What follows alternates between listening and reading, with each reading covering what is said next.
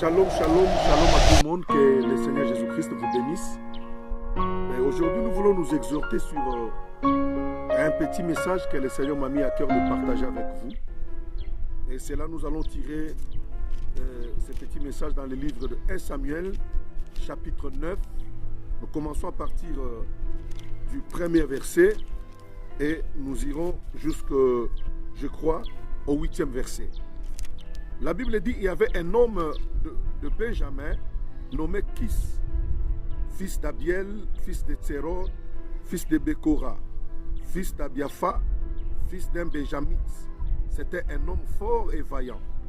Il avait un fils du nom de Saül, jeune et beau, plus beau qu'aucun des enfants d'Israël, et les dépassait tous de la tête.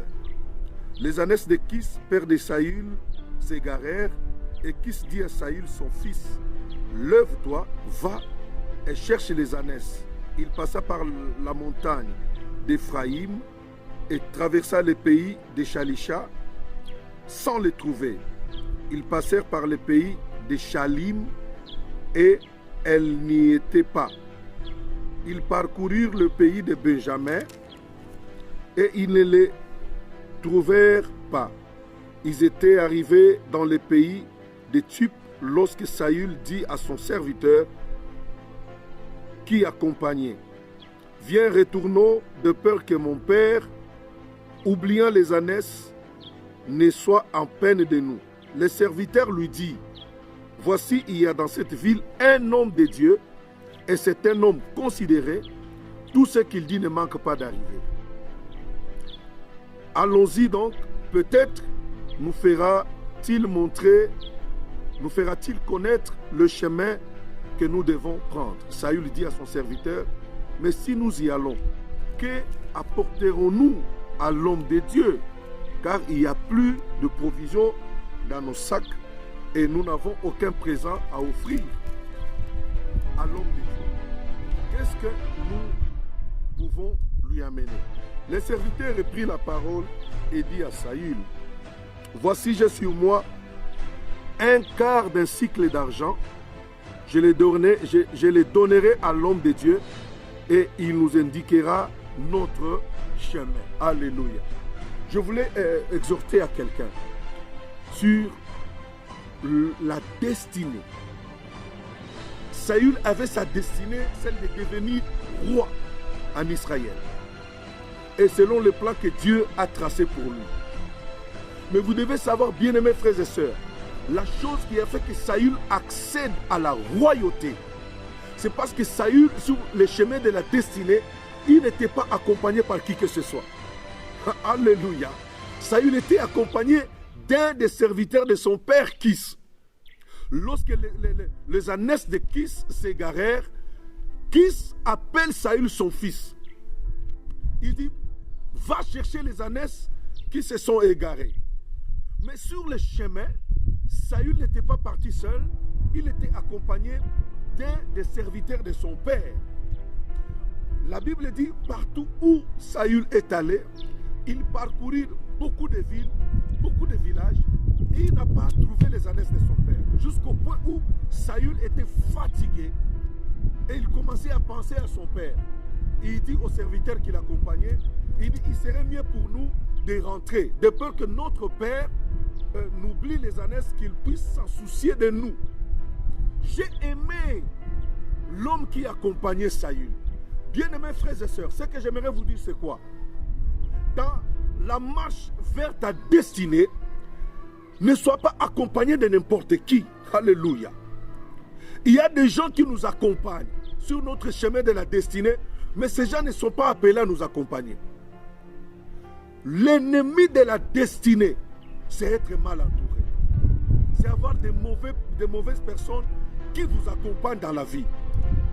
J'ai aimé l'attitude de ce serviteur qui accompagnait Saül vers le chemin de sa destinée. La Bible dit ceci, ce serviteur dit à Saül, il dit, Saül, dans cette ville où nous sommes, je connais un homme de Dieu, un oint de Dieu.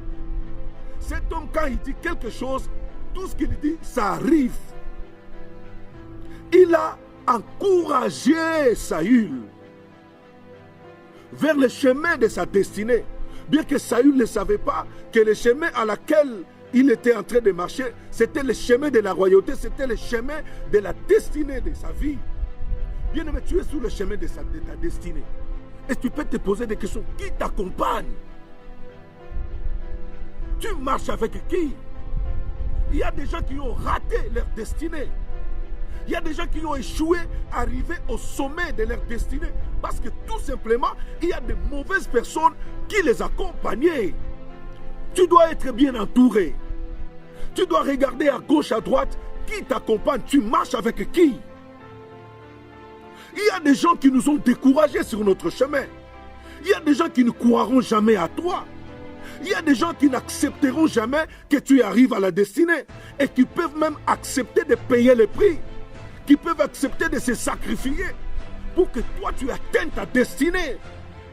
Il y a beaucoup de gens qui sont très mal entourés. Tu dois bien vérifier ton entourage. Qui t'accompagne? Qui t'accompagne? Oh, je bénis le Seigneur.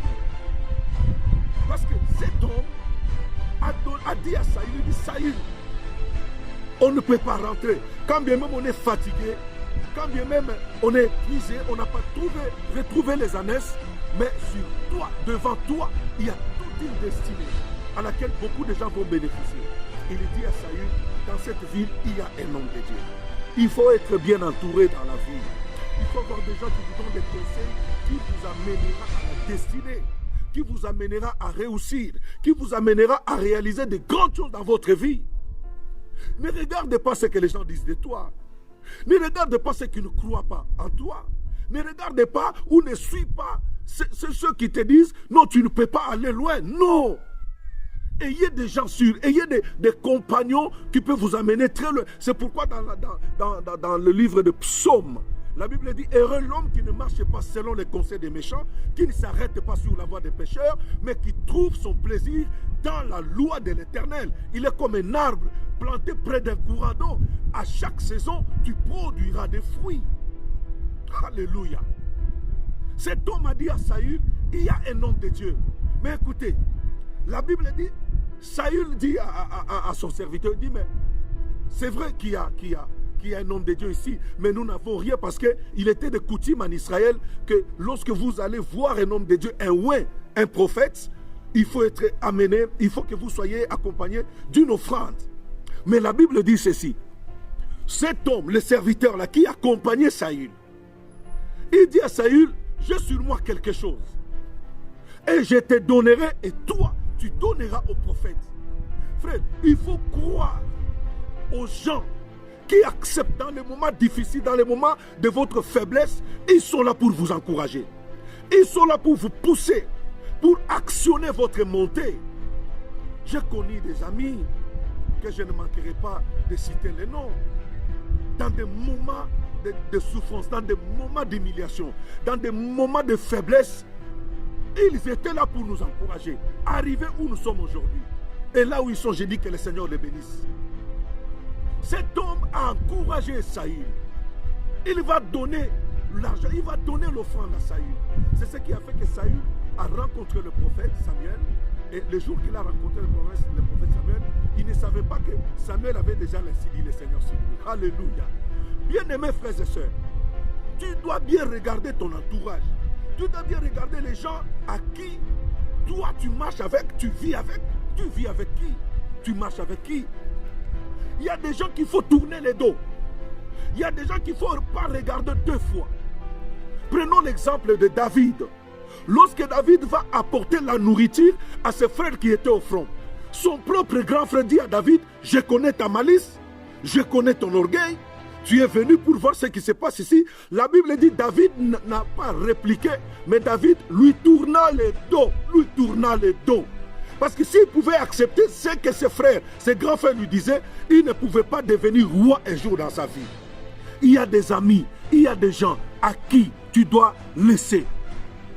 L'entourage à laquelle tu as, il faut faire très attention. Est-ce que ces gens croient en vous? Est-ce que ces gens vous encouragent? Est-ce que ces gens vous soutiennent? Est-ce que ces gens marchent avec vous? Aussi longtemps qu'ils ne croient pas en vous, tu dois savoir que rien de bon n'arrivera. Et tu n'atteindras jamais ta destinée. C'est un conseil de vie et mets cela en pratique. Tu verras que le Seigneur te fera grâce. Que Dieu vous bénisse abondamment. Je vous aime et à la suite de nos programmes. Merci.